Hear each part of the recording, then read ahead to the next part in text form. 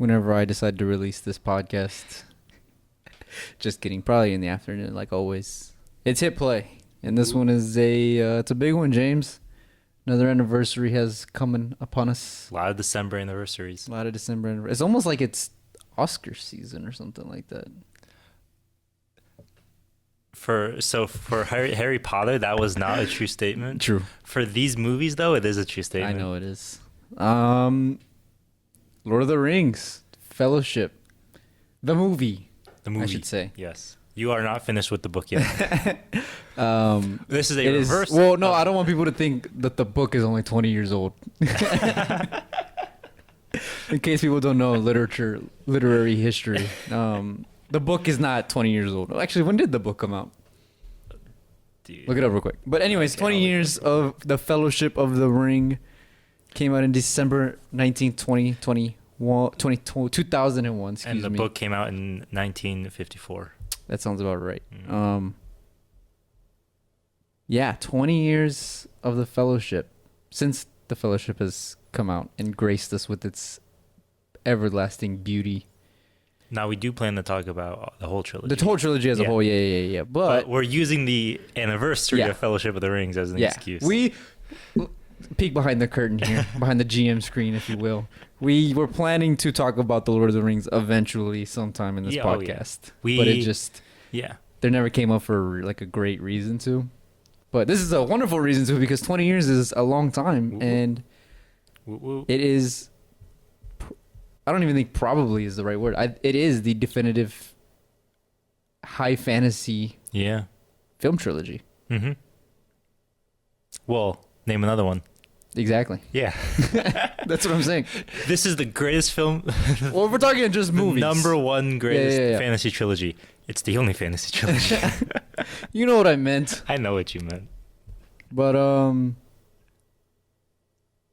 yeah. Yeah. Yeah. Do you want to go into your... You want to get into it? Do you want to go into your Lord of the Rings? What do you think about the book so far? As I'm 180 pages in. It is long.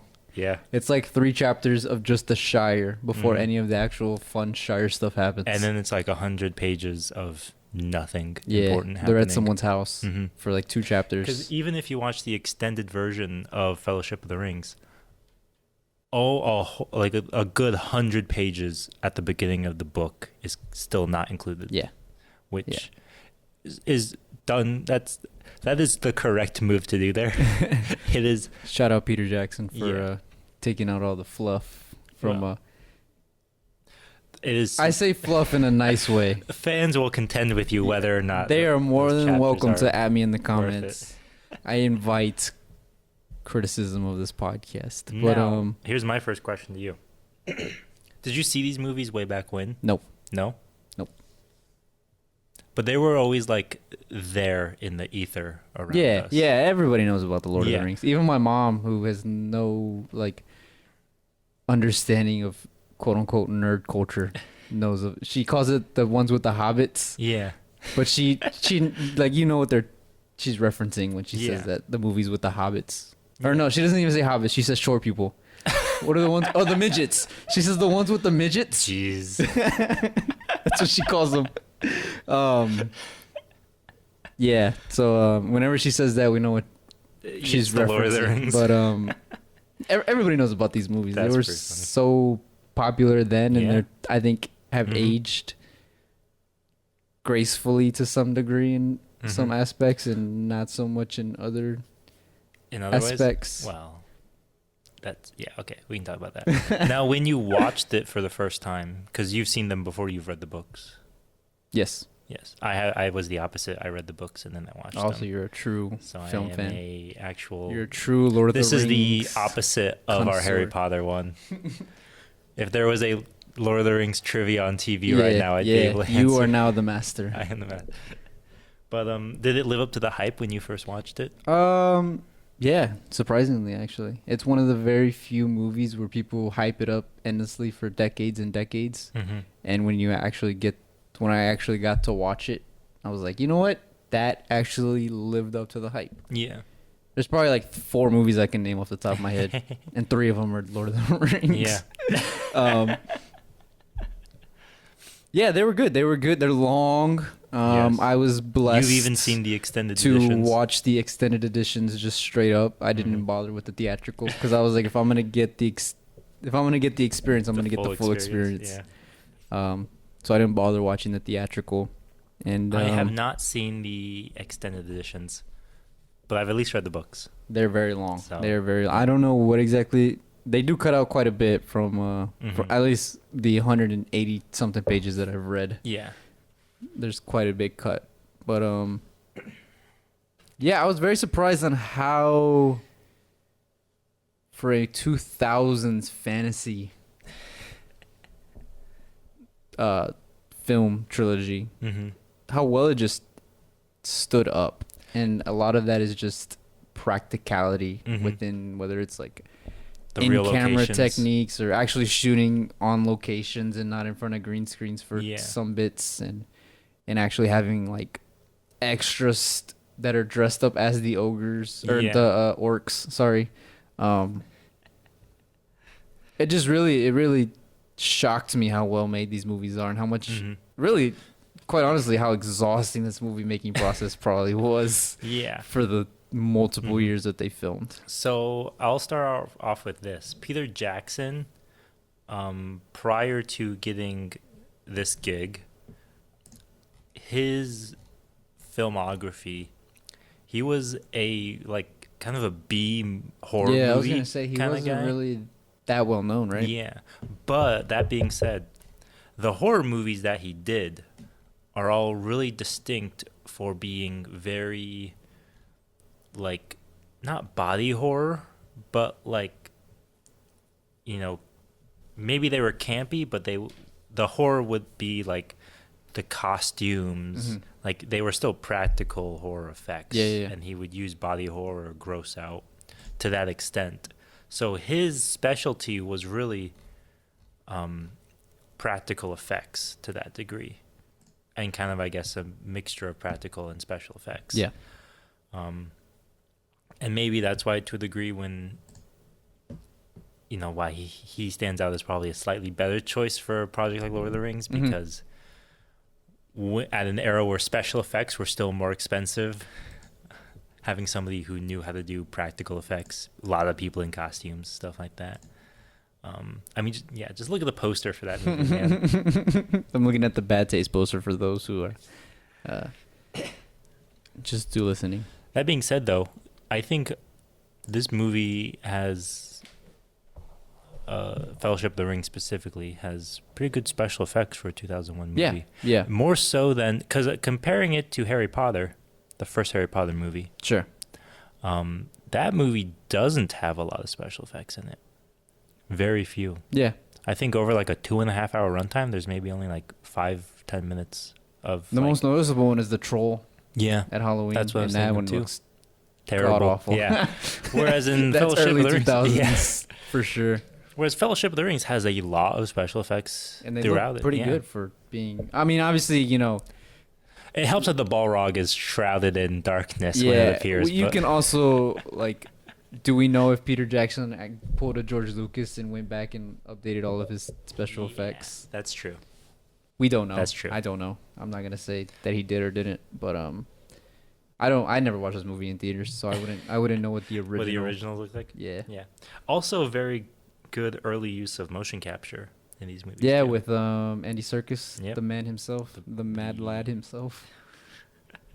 The mad lad himself. Yep. Let me. Can I make this comparison for you? And I want to see if it. I've been thinking about this comparison all day. Would you say that 2001: A Space Odyssey is to sci-fi what this movie, Fellowship, and really the trilogy is to high fantasy, in terms of just film? Culturally, yes, I think that is an accurate statement. Content-wise, not No. at all. I'm not comparing their narratives whatsoever. No, not at all. But not at definitely in terms of like how greatly they have impacted. Yeah. In terms of their like watershed moments in the genre. And just public perception on the genres, because Yeah. before sci-fi movies were like, it was like Star Trek and Yeah. like really campy sci-fi movies, and then 2001 comes on and it's like, oh shit, You can do some cool stuff. And then now we have like a billion, jillion sci-fi movies. And high fantasy, at least, it feels the same way, where it's like, really the only thing that you could say is fantasy, quote unquote, is like Disney movies. I was thinking like Sword and Stone or like Robin Hood. Yeah, exactly. Or like Princess Bride. Yeah. Which are fantasy movies, but they're also kid movies and they're also like fun. Yeah. And then Peter Jackson just straight up goes, nah, F all that. We're going to make a serious movie about elves and dwarves and... Yeah, I definitely agree with that in the sense that like 2001 proved that science fiction, which has always tried to be super cerebral, could actually be cerebral. And Lord of the Rings, where fantasy always wanted to be epic, Lord of the Rings proved fantasy could actually be epic. And people just took those tropes and run with them. And I was telling you this just a few minutes before we recorded, but the impact that these movies have had over how people approach directing fantasy, how Peter Jackson stylistically, you know, all those shots of the characters walking on the mountaintop and you got that sweeping helicopter coming through, and it's like you'll see that in every fantasy freaking... I remember every big battle has always a cavalry charge to save the day, and something like that. There's always a volley of archers to open up the fight, stuff like that. Or I remember there was a video essay on YouTube about how the Hobbit trilogy that Peter Jackson has since gone on to do is the worst offender of ripping off Lord of the Rings, because it's just Peter Jackson rehashing his own style and tropes, but like not with the kind of genuine spirit that he might have had in the original trilogy. Yeah, more of in the like, I did it once, I'll do it again. Yeah. Which we're not going to talk about those movies. Okay, good, because I haven't seen those and I don't really have a desire to. Read the book, don't watch the movies. I have no desire to watch those movies. Oh no. But no, for sure. And especially because, I mean, I think George R. R. Martin once said this, where he said that like it's hard not to be influenced by Lord of the Rings. Even if you're trying to do something different. So much of the fantasy genre owes itself, or like so many tropes of the genre owe themselves to Lord of the Rings. Because it just did it first. Yeah. And it did it so well. Yeah. Like, it's like gangster movies with Godfather. Or science fiction with Westerns with all those... With all those Westerns. All those Eastwood, yeah. Yeah. Good, the Eastwood bad, and the ugly. films. Yeah. So, yeah, I definitely agree with George R. R. Martin on that one. I think, because even like something like Game of Thrones, which is tonally very different from Lord of the Rings, but it still borrows a lot of the same tropes. Yeah, you just can't help but copy. Not copy, but just when you're in the fantasy genre, there's things you have to do if you are in. Yeah, like it's like science fiction. When you're talking about time travel, you have to bring up physical quantum mechanics or whatever. It's like it's just a thing you do. Yeah, it doesn't make any sense to anybody who reads it or watches it, but you just have to do it. And I think to a degree, I don't know. To me, that's never really like watered down the genre. I think it's always been more about how do people, you know, you're influenced by Lord of the Rings, but where do you take that? How do you execute your own take on it? That's always been much more interesting than just seeing people rehash it. It also feels like nobody's really built upon Lord of the Rings. Yeah, at least in the genre. Yeah, and obviously, you know, for high epics and for blockbusters, it's obviously, you know, been dwarfed by Marvel or what have you. But in terms of just in the genre, we've had Game of Thrones, but that was in TV and that was still limited in its scope. And it should be said too, Game of Thrones shot itself in the foot by the end of its run. Yeah, that too. But just in terms of like building more, right? Like science fiction, you know, we keep making this comparison to 2001, but it's like science fiction, we went from 2001 and then we got like Terminator, Alien, and then we got trying to think of 90s science fiction movies. 90 science fiction, like Matrix. Like The Matrix. Thank you. And then we got 2000 science fiction Yeah. movies, and then Nolan comes along and does his thing, and then Denis comes along and he keeps moving, and the genre is moving forward Debatable. and forward and forward. What? It's debatable. Well, like Yeah. whether or not you like what he's Those doing, movies. it's still moving along Yeah. the genre. Yeah, no, for sure. And it doesn't feel like we've done that. It feels almost like we've been stuck in the mud for since the 2000s, because Yeah. Well, like Game of Thrones Game of Thrones, I had think, its was going to moment, compete with it. and then it just died Mm-hmm. the last 2 seasons. It was Game of Thrones was absolutely going to compete with Lord of the Rings, but they just had to do whatever they did. Who knows? God bless those showrunners God for bless them. ruining everything. They about gave this us Battle of the Bastards, genre. but what else? But you know what I'm saying? Like, Yeah. Other than Game of Thrones, can you name any other high fantasy, like, stellar movie? And what's funny too is that I can in books, but Sure. compared to like not many of those translate to movies because so many fantasy movies just don't catch the interest of people Yeah. in the way that Lord of the Rings did. I mean, look at like Snow White and the Huntsman, for Yeah. example. Because it almost feels like caricatures of Yeah. the genre, and Yeah. not really like taking the genre and building a story, Mm-hmm. like an intimate story upon it. Yeah, or even stuff that like is super fantasy inspired, but it isn't fantasy. Like all those Ridley Scott movies that nobody ever sees, Gods of Olympus Uh-oh. and Robin Hood. Yeah. Uh-oh. Is really Scott going to be in the comments talking about how we're stupid millennials again?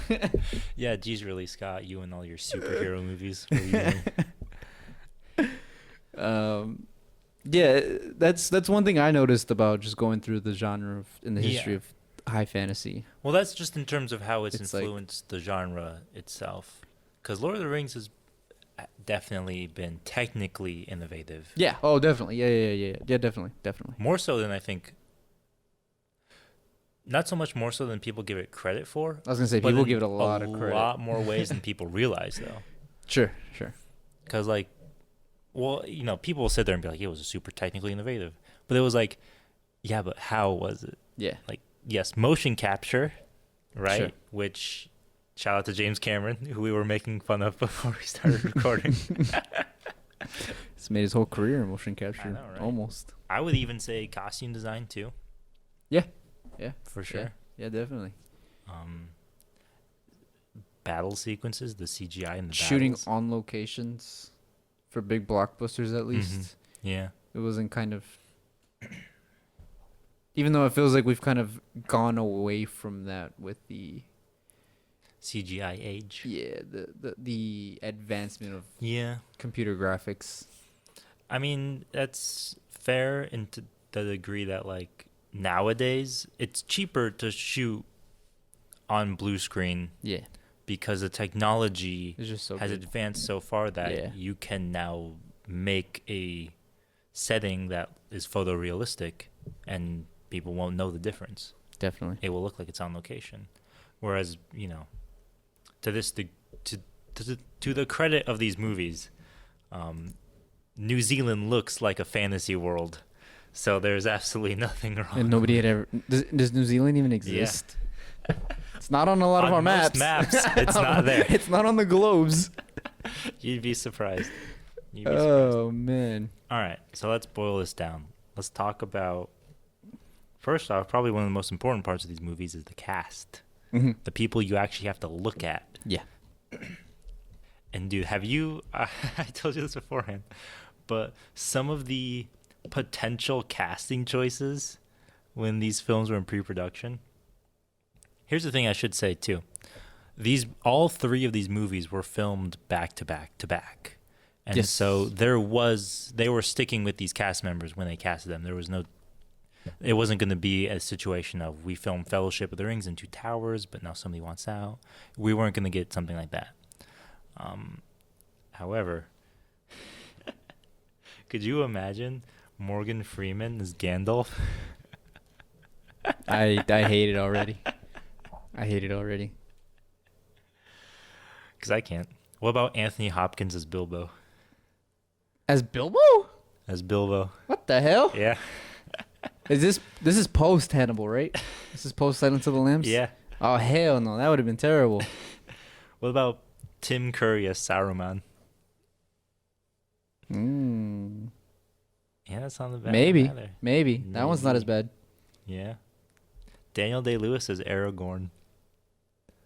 How old would that Daniel Blade do? How? Damn, How I would can't he talk. have done it? How old would he have been? I have to do reverse math to answer that question. What year was he born? 1957. Wow, he's old. So he would have been 44? Yeah, 44. He is 1 year. He is 1 year younger than Viggo Mortensen. Viggo. I think it would have been interesting, that's for sure. It would have been interesting just to hear all the stories on set. Because you know how Daniel Day-Lewis is this famous method actor? Yeah. Friggin' just him walking around with suits of armor on. He breaks his toe. He really breaks his toe and he's like, just roll whatever. With it. Yeah. We wouldn't have gotten that great tidbit. Because he would have never told anybody. Yeah. Yeah, that's true. What else? Is there anything else? There's one about that was about Viggo, right? Yeah. About Aragorn. Russell Crowe was also a possibility for Boromir. Boromir, I see that one. I see that one. Two other possible Boromir choices. Daniel Craig, who auditioned for the part. Daniel Craig. No, he would have been too young. Yeah. And Nicolas Cage. But he was rejected by by New Line. All I'm going to say is Nick Cage is not a bad actor. He just has bad working material. But no, I wouldn't have liked him in this one. What do you mean he has bad working material? National Treasure was in your top Yeah. five. No. National Treasure's good. Everything else after National Treasure. Yeah. Yeah. Understandable. I don't know though. I like the cast as it is. It's not a lot of the cast is well known. That's true. Which is I think what at least when the movie came out. Now obviously we know most of the principal cast members by their faces. But I think that also plays really well into just like building into the world of fantasy. Like, what did Elijah Wood even do before Lord of the Rings? Wasn't he in Deep Impact? Was Deep Impact post or pre? He was in Deep Impact, yeah. That was probably his only major noticeable. work. Yeah. Most likely, yeah. I mean, guys like, Ian McKellen and Christopher Lee. Yeah. Who are just like the pillars holding the cast of this movie together. They're really the older. Yeah. Yeah, we'd seen them around. I say we like I was watching we were movies. back then, yeah. But, people, had been seeing them for years and years and years, and they're really well-known actors. So I don't think this was pre-Pirates of the Caribbean. So yes. Orlando Bloom was. I think this is actually his first. No. He was in Black Hawk Down. Was Black Hawk Down was? I think it was late 90s. I want to say it was like 99. So it was actually released 2001. Hey, there you go. There you go. We didn't do a 20th anniversary of Black Hawk Down. What is this? What up, Hit Play Nation? Welcome to the 20th anniversary of Black Hawk Down. Scratch the audio. Really, Scott, you're an amazing director. Really, Scott's really going to be in our comment section fighting us about millennials. I was going to say he was in Troy, but Troy was released post Post-fellowship? Post-fellowship. That makes sense. Yeah. So, I mean, yeah. Who do you think is the most standout actor in terms of their performance in these movies? Oh, it's Aragorn. It's Viggo. Easily. Yeah. It's really a story about him. If you like actually look at it. Yeah. It's like, the Hobbit and really just Sam and Frodo just on their Sam. journey. No, just Sam. But really just kind of Sam. Frodo's just like, I don't want to, Sam. That's really like all three of the movies. One of my favorite memes was when they formed the Fellowship and somebody cropped that and they were like, the Fellowship at 100% power. And then they cropped it to just be Aragorn and Sam and they're like, the Fellowship at 99% power. That's really it, though. That's really it. I mean, Aragorn, it's really his arc, and he's probably the one who develops the most out of all the main cast. Yeah. He's actually probably the only person who even has a character arc. I was going to say, yeah. Yeah, I take back that statement and substitute it for yours. Even though, so Tolkien is on record saying, oh, yeah, by the way, guys, spoiler alert for all these movies. So Frodo dies. Snape kills Frodo right as he is about to return the ring. Yeah. No. So yeah, in the movies, definitely Aragorn stands out the most out of everybody. Yeah. In the books, Tolkien has admitted that Sam is the main character. In Tolkien's opinion, Sam is the main character of these movies. Or no. Main character, that was my bad paraphrasing. In the books. Tolkien said that Sam was the hero. In the books? In the books. Okay. Would you say that's accurate? In your interpretation of reading? If you're separating the words hero and main character, yes. Okay. In terms of like... Because we don't really get a lot from Sam's perspective in the books, right? Not necessarily, no. Like I said, in terms of main character, he's just in the backbone of the group. Yeah, this is how you would interpret that. Backbone, yeah. Okay. He is the only person who doesn't follow for the ring. Yeah. Which is also apparent in the movies. So that makes sense. Which is why Tolkien saw him as the hero. Even though, come on, Tolkien, you wrote the books. You could have just. Let's make the least interesting character the one who is the least corruptible. Yeah. I guess that makes sense. Which, for me personally, I, in theory, love the fact that Frodo is, quote unquote, the main character and the hero. But as you watch the movies and as you read the books, it's really not about him. It's not about him whatsoever. Yeah. I appreciate that a lot about these movies. Just from like a storytelling point It's a of view. great ensemble piece where every character gets their moment to shine. Whether even like, spoiler alert, Boromir dies at the end, but Boromir has that dope final stand. Yeah, where he's takes like 5 arrows to the chest and 1 to the knee. Shut up. But he has that cool scene, and then he has that intimate moment with Aragorn, where he's like, I tried to, he basically confesses. Yeah. To Aragorn, he was about what he was trying to do and stuff like that, and I was like, man, that's great filmmaking. It's not too obviously it goes like there's no way this dude took 5 arrows to the chest and is giving a whole long he's giving his own epitaph or whatever, but nevertheless, I thought it was cool because it fits the genre of this epic fantasy of like characters high going emotions. out on their shields and cool moments, epic emotions, and whether it's fantasy. it's like names are escaping me right now, but Legolas and Gimli, thank you, when they have that whole like contest at Helm's Deep about killing all of the orcs. Killing all the orcs. It's cool little moments like that where it's your attention isn't necessarily drawn to that. Like it's not the main focus of what Peter Jackson is trying to do, but it's a good little side bit. Yeah, for sure. Actually, Helm Deeps reminds me too that that's in the second movie, by the way. So if you're still on the first movie, sorry. Did you know that in the fight scene with the orcs at the end of Fellowship of the Rings, there's a scene where Viggo, an arrow is shot at him and he knocks it out of the way with his sword. And that was a real arrow. And that was just his reflex. Yeah, I believe it. It wasn't a real arrow, of course. But are we sure? Actually, that's a good point. I don't know. I was gonna say, how are you gonna reflex? I know that it was shot. Maybe it was a dummy arrow, but I feel like if you're reacting that way, that's a real arrow. He just like without even thinking about it, hit it out of the way when it was meant to hit him. And Peter Jackson was like, "That's pretty impressive. We're keeping that in." Anyway, I'm telling you, Aragorn is the main character in this old. Spoiler alert for the books. He is such a god in the books that they had to tone him down. They nerfed him? They nerfed him for the movies. And they have gone on record saying that. They were like, he's the main character, but he was just He Too was powerful. almost a Mary Sue in the books. We had to tone him down for the movies, which is funny because when you watch the movies, he still does everything. overpowered. Yeah. He's like me playing the damn Middle Earth games, Yeah. where I'm just like pressing X, pressing Y, pressing X, pressing Y, Yep. Pretty just much. blocking and parrying everything.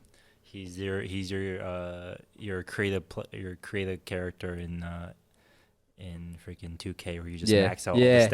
Yeah, Turn really. off fatigue. He's Skyrim with Yeah. your level 20, your level 100 every single stat. Yeah, he had a fatigue turned off on him. But no. Well, let me ask you, who Yeah. is the? You asked me. Oh, in who's- my opinion, yeah, the who's your- standout character, Gandalf.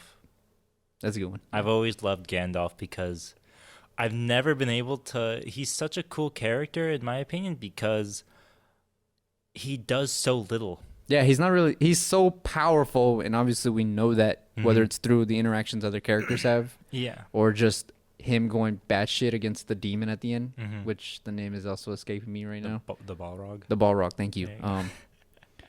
Like I said, James is the master today. I am just the young disciple. But because that's like the first time he actually uses his He does powers, something. other than like the Fireworks. fireworks in the Shire, right? Yeah. Where he's like going batshit crazy against it, Yeah. and it's like, whoa! It's kind of like Dumbledore versus Voldemort, where Yeah. you're like, I didn't know you could do that. Yeah. Pretty much. Yeah. So, I guess, No. so I thought that was cool, What I've and always loved about Gandalf. I've always appreciated Gandalf. And this is something that I think is inferred about his character, more so than is explained, Mhm. is that he's not like, if this was D&D, he's not a spellcaster, but he really just has like high intelligence. Yeah. And that's really what he's powerful about, or what makes him powerful. Mhm. And I think a lot of people expect him to be like, just throwing fireballs everywhere and just like, come on, Gandalf, you're super old. I and think you're that's what powerful." everybody thinks when they sign up to play a wizard Yeah.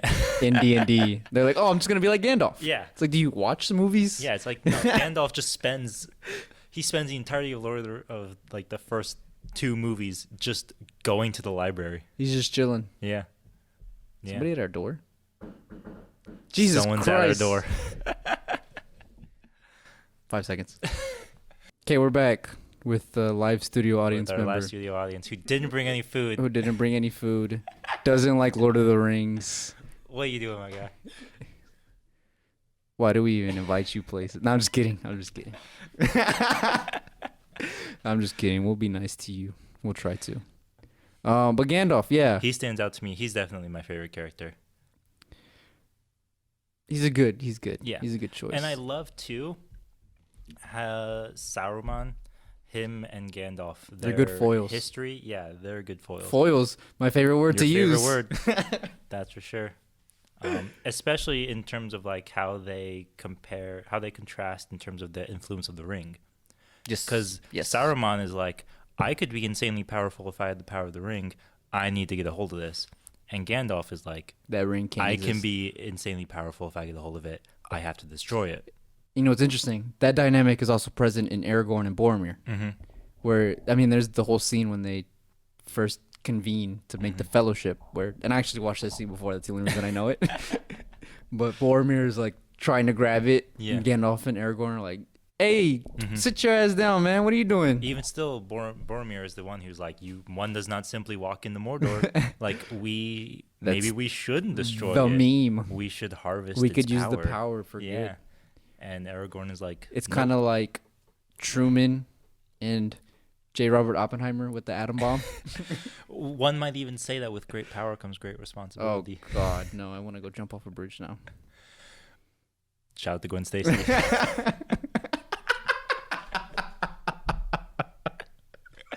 I think Connor's dead. I think we killed Connor. I think we killed Connor. Was that in pun intended or no? Were you not even- No, not at all. Oh man! Shout out Gwen Stacy. You're forever in our hearts. I want to ask you this question because Yeah, you go ahead. were the one who read the books and I have not. Are there any characters you mentioned Aragorn? Mhm. Are there any characters that are vastly different from book to film?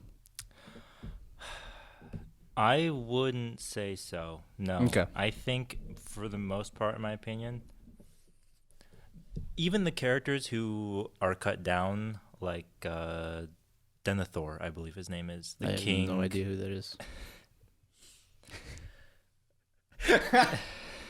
Connor's agreeing with me in the corner. There are characters who have more screen time in the books, but I think in the movies, when they've condensed them down, I think they kept enough of the core elements that they're still pretty on point. Okay. And I think that's the general consensus. Makes sense. I know that Reddit is filled with people who freaking love Lord of the Rings, and so they will just fanboy over everything. Yeah. But I think the general consensus is that the movies did do a pretty good job of just keeping the core of the characters consistent. And like we said, one character has a character arc. Yeah. So all you have to do is get the core of the character right. They don't change at all. Yeah. Even Gandalf doesn't even really change when he comes back. Do you find that, is that a fault for you within the movies? For me, no. Because me as a lover of just strong narrative and characters and character arcs, I was actually really surprised that I was like, you know what? I don't need that. Yeah. Not in my... Yeah. Get that out of my fantasy movies. What is this nonsense? I just want to see need character shit here. Blow up. Where's the dragons? More or less, yeah. But that's just... And I think, I mean... Okay, here's the thing. They're still strong characters. Yeah. Their personalities are there. When we were comparing, like, the quote-unquote knockoff Lord of the Rings movies, the Snow White and the Huntsmans and the Hobbit and all the Ridley Scott ones I was talking about. Yeah. Those movies lack in character. Yeah. And it's noticeably bad. And I think part of it is just because they took so much of the surface level, like the epicness of Lord of the Rings, without realizing that even though the characters don't change, they still have personalities. Yeah. Yeah. You know, they're all different. Even the hobbits, which it's very easy to make like three of the hobbits similar. They all have their own distinct person. Well, Merry and Pippin are very similar in that regard. But you know who Merry and Pippin are. Yeah. No, for sure. And I mean, to some degree, how much of this is just Lord of the Rings did it first? Yeah. Everything else is going to seem like a weaker version of the original, and this is just the original. Yeah. You know? But no, nevertheless, I still think. Now, here's the other thing, too. I think Lord of the Rings is a really good example of a plot that does a MacGuffin well. The ring itself as just a plot device. Yeah. In my opinion, is very... It's a lot stronger than a lot of other fantasy Explain a stories. MacGuffin to the audience members who maybe don't know what a MacGuffin is. It is in the plot of a story. A MacGuffin is a particular item that is driving the plot of the story, but doesn't exist to do anything else, really. I would say the other famous example is the Maltese Falcon. In the movie The Maltese Falcon. But how many people have seen that? Like, Connor, have you seen The Maltese Falcon? No. Yeah, figured. It's a Humphrey Bogart film noir movie. Another good example would be the Death Star plans in Rogue One. Yeah, that's a good one. For the do you know what the Death Star plans are, Connor? Not just Rogue One, but also no, they can't pick you up. Most likely also in A New Hope, where they A New Hope. We just talked about New Hope. The Death Star plans? Not the Death Star plans, but in The New Hope as well. Yeah. Deathly Hallows. Yeah, the Deathly Hallows and the Deathly Hallows. That's a good point. Wow, of course the freaking Harry Potter nerd would... You should have been here 2 weeks ago, Connor. But anyway. Could have had some backup. The reason why MacGuffins are like frowned upon are because your plot is being driven by something other than almost lazy to a degree. It's like the conventional wisdom is characters should be motivated to get something, but their motivation should drive the plot. Yeah. The problem with a lot of MacGuffins is that they're usually written where the characters just need to get it for some reason. And there's no inner motivation to do said thing. Yeah, think like Justice League, for example, where it's like, we need to get these cubes to save the universe. Do we have to think about the Justice League? Fair point. Fair point. Or like the Infinity Stones in Infinity Wars, where it's like, you know, they drive the plot, but it's Thanos' motivation to get get them. That's what we're really fighting against. Yeah. And that's a good example of how to do a MacGuffin well. You know, as opposed to the cubes in Justice League, where it's like you're fighting against the point of the cubes itself, like to destroy the universe. It's like, okay, my guy, do you not have any fighting stake in this yourself? Zack Snyder, No? do you even know how to take a screenwriting class? Nobody knows how to make money, and I think that's good enough. I guess so. It's good enough for DC. Yeah, and for that, I envy him. But yeah, that's something I think this movie does a lot better than a lot of other fantasy stories for sure. For sure. You want to talk about the accolades that it received? Accolades, yes. Which are for sure. numerous and too much to even like warrant. Doesn't talking Return of about. the King contend for most nominations? It is tied. And wins. It is tied. So for wins, I believe, and you can double check me. Mm-hmm. For wins, I believe it's tied with Titanic, and for nominations, it's tied with Titanic and Ben-Hur. Is it Ben-Hur? Yep. Wait, what did I just say? Wins or nominations? So for because La La Land had a lot of nominations, I believe. that, I don't know. However, according to what I'm reading right now, for most wins, it is tied with Ben-Hur and Titanic at 11. For most nominations, that I don't know. Actors with the most Oscar wins. I don't give a damn about Oscars. Award-winning Oscar actors. Are you just gonna Google this right now? Most Oscar. Yeah, most nominations for a single film. All About Eve, Titanic, La La Land. How many were they all? 14. 14. Wow, that's Yeah. crazy. That is crazy. La La Land got 14 nominations. Yeah.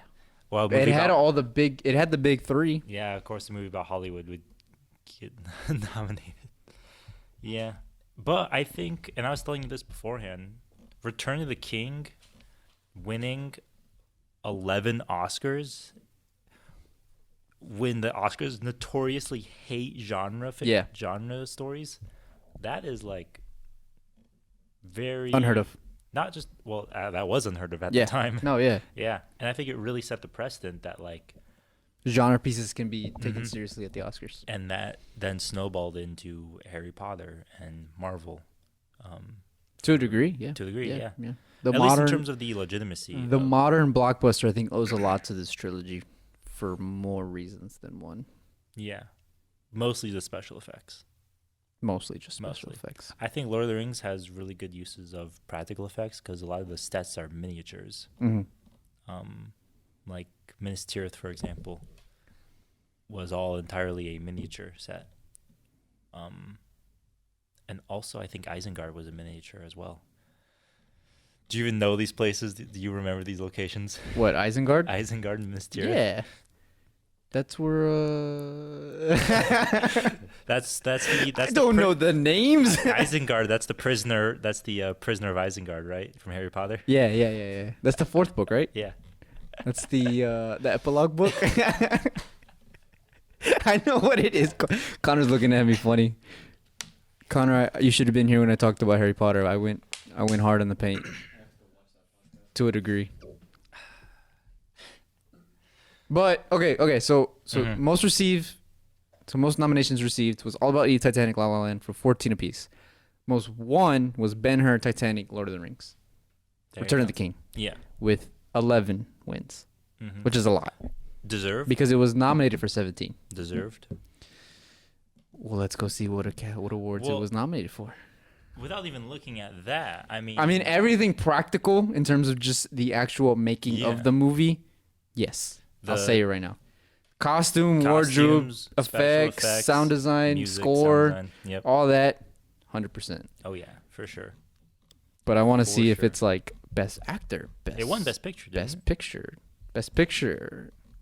Mm-hmm. Jesus Christ, this Wikipedia page is ridiculously long. Yeah. So shut up. The only awards, so it won in picture, director, screenplay. Interesting. Direction, costume design, editing, makeup, original score, original song, mixing, viz effects. Interestingly enough, too, Probably warranted for all of these. Fellowship of the Ring won Best Cinematography, but the 2 other movies were not Didn't. even nominated, which I think is somewhat fitting considering, like I was saying, stylistically, the way that they innovated how you film epic fantasy, starting with Fellowship of the Rings. They didn't really add anything else for the other movies. Yeah. I mean, they were all filmed sequentially, so they're all stylistically extremely consistent. So I think that's fair. I definitely think Fellowship of the Which I Ring. think I liked. Yeah. That they were stylistically the same. Oh, yeah, for sure. Because it's, there's some trilogies where each movie's different just in terms of composition and style. Yeah. And it can be jarring at times. Mm-hmm. But I think with this trilogy, because really the trilogy as a whole is like really just it's almost like just whole one big epic. Yeah. So I think that lends itself well. Whereas Harry Potter, it's literally just 1 year at a time. Yeah. Just how and even still, stylistically, everything post Alfonso Cuarón is just copying what Alfonso Cuarón did to a anyway. degree. To a degree, yeah. So this was the year, 2004 was the year that City of God, Lost in Translation, Mystic River, Master and Commander, I said that already, Seabiscuit were all present at the awards. So not much competition. I was going to say, the only one that's really stood the test of time is Mystic River. Mm-hmm. I was going to say Master and Commander because I've seen that movie before. That's the boat one I was talking about, man. I don't rest. I rest my case. I don't know. The boat movie. I mean, Lost in Translation, I think. Seabiscuit, I guess. It's a comedy. It's only a comedy, right? Oh, it's got Spider-Man in it. Oh, I know which movie this is. Yeah, no, never mind. I take back what I said about Seabiscuit. I was thinking of another. I don't know why I thought it was gonna be his comedy. We're moving on. I was thinking of. Anyways, regardless. We're moving on. Um. Definitely, I think deserved. I think maybe Best Director is contentious, but who would you have given it to? Sofia Coppola? Yeah, for Lost in Translation, most likely. I don't think that's a bad choice. That's the Bill Murray comedy rom-com for people who maybe honestly aren't knowing. For Best Director, I think it could have gone to anybody. Even with City of God, I think that would have. Shout out to Brazil, by the way. I was gonna say you love your foreign films, so you're a little biased. Yeah. It's not pretentious, Connor. It's called appreciating art. It is a little pretentious. No, I think for director that could have gone anyway. I think for Best Picture, Return of the King stands above all. I mean, it's the one has remained in the ethos for like ever. Yeah. It's really hard to not like when people like when a movie doesn't win Best Picture and it still stands the test of time over every other movie. It's like, did it really deserve Best Picture? Godfather Part 2 being snubbed. Shut up.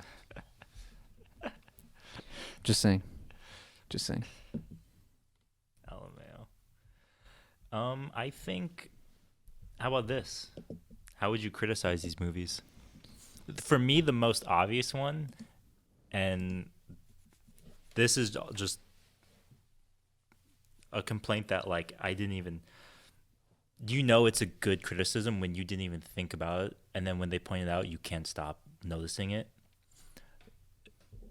There are no female characters in any of these movies. Whoa, Liv There's Tyler. Liv Tyler. Excuse you, Liv Tyler. Here's the actual criticism: was the fact that Liv Tyler is beautiful in this movie, by the way. Throughout these 3 movies, there is not one instance of 2 female characters talking to each other.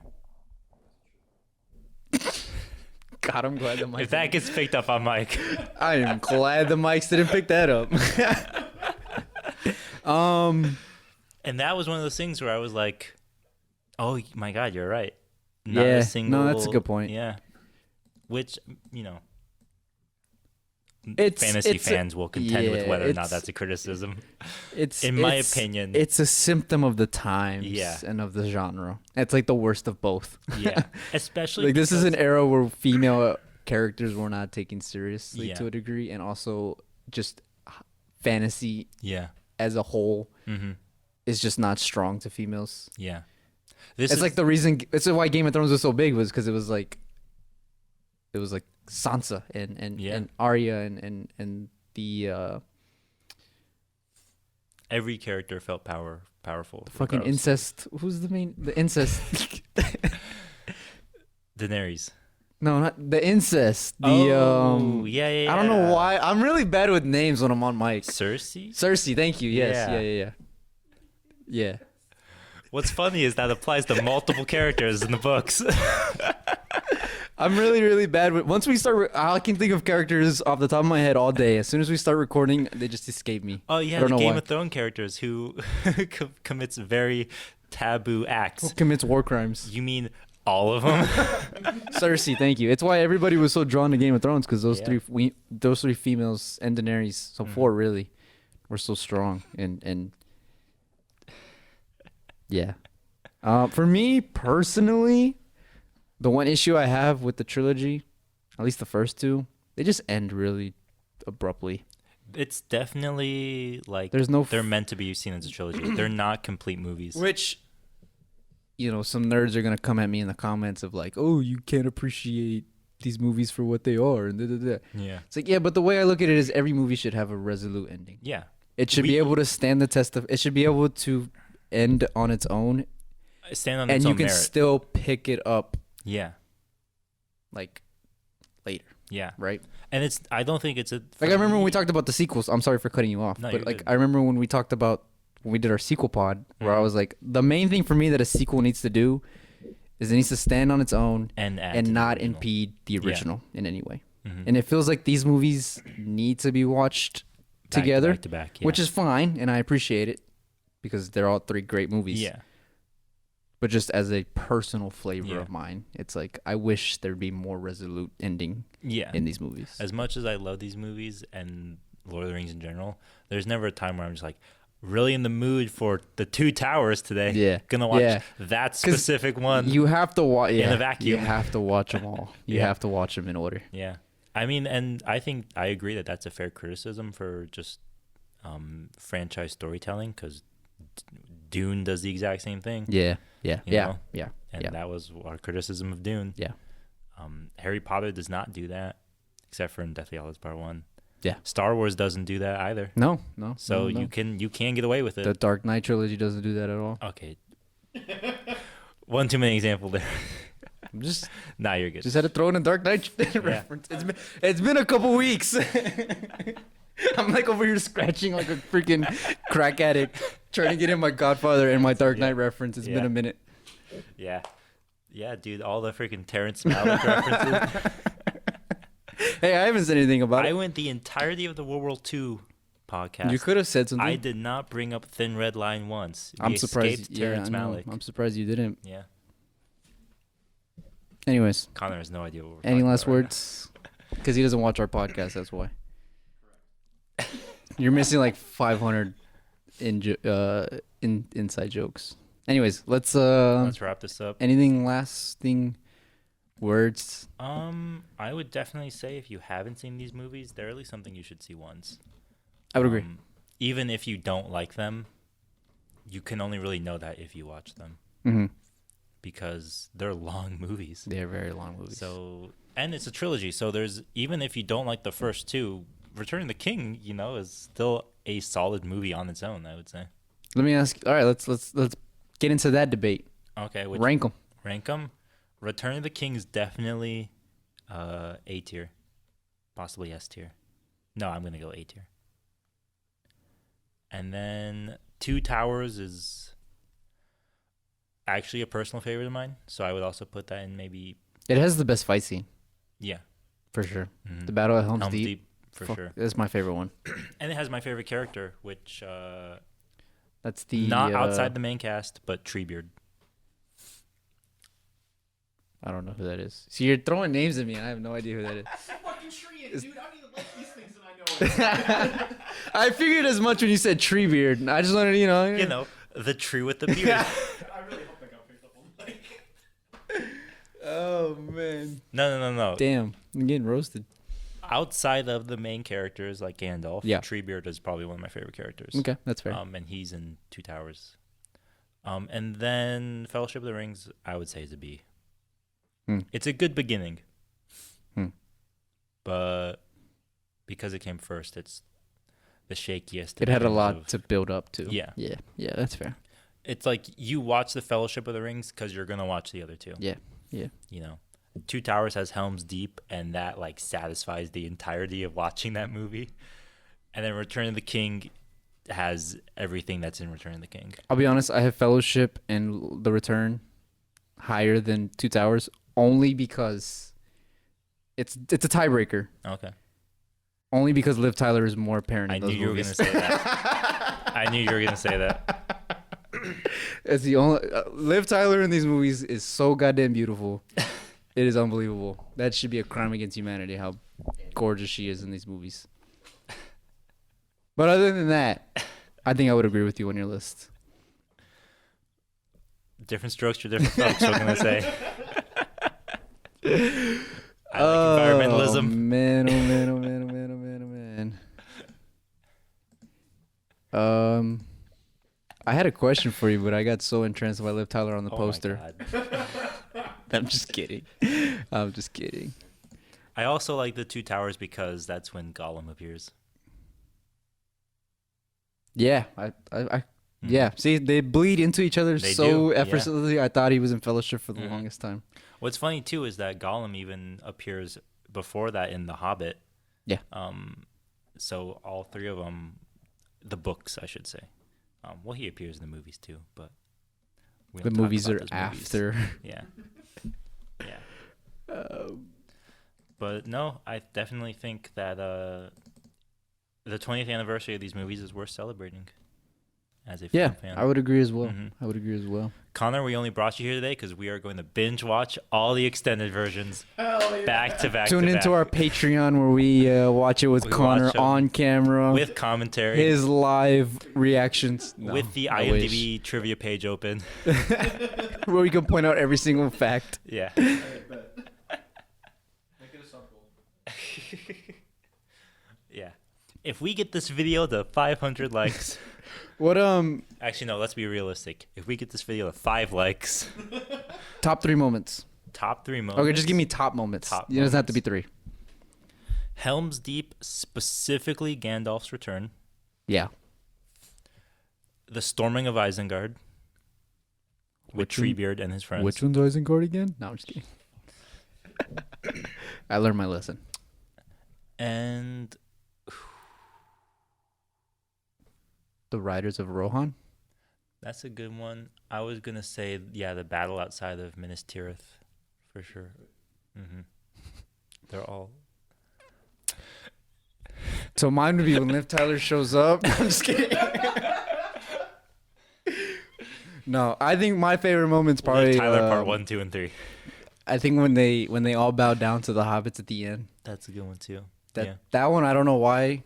You bow. I'm not really into this franchise the What way does it you say? are. You kneel to no one? Yeah, Or- you kneel to no. My friends, you Yeah. kneel to no one. Mhm. But I just really love that scene, and it gets me emotional for some reason. You're such a nerd. Aragorn just looks so handsome in that suit of armor. Okay, no, my real third best moment in all these movies is when Legolas jumps on the shield Hell yeah. during Helm's Deep, It starts goes down it. no scoping Hell yeah. orcs. Yeah, That's a good one. so stupid, but I'm telling you, that little side piece between him and Gimli, yeah, where they're like, he throws Gimli under the bridge, and they're doing the counting match and whatever. yeah, It's funny stuff. It's good stuff. It's good stuff. Yeah, good meme. All right. Well, I think that's gonna wrap There you us go. up here. Yeah. Connor looks restless. Sorry that this was We'll like keep putting him in his corner. this was an extremely casual episode. Yeah, but it's gonna be our best episode. It might just be if you release it on time. Maybe it's because we weren't on camera. That's true. Yeah. Yeah, Well, I think we were pretty casual before you showed up too. that's true. Yeah. It was less structured. We originally had planned to record this post Christmas break, Yeah. and then we were like, Nah. let's just get this out of the way. Yeah, might as well. Yeah. Anyways, we're gonna take a little hiatus with the holidays. I think Merry Christmas. Yeah, Merry Christmas, Happy Hanukkah was last month, a couple weeks ago. Hanukkah's already over. Kwanzaa, whatever holiday you celebrate. Surround yourself with loved ones. Very comfy movies, very comfy books, good for winter. Curl up by the fire with the book, read some nice fantasy. These books? Yeah. Yeah. Would recommend. Yeah. Yeah. A lot less incest than Game of Thrones, I can say that much. Yes. Yes. Yes. Yeah, we're gonna take a little break. Don't know how long our break's gonna be for sure yet, but this will be the last podcast for a while. At least a week. Until we sell the rights. Yeah. we're actually coming up with a deal with MGM right now Yeah. to sell our podcast. So, no, I'm just kidding. Yeah, thanks guys for tuning in. We'll see you guys next year, 2022. Say bye to the crowd, Connor.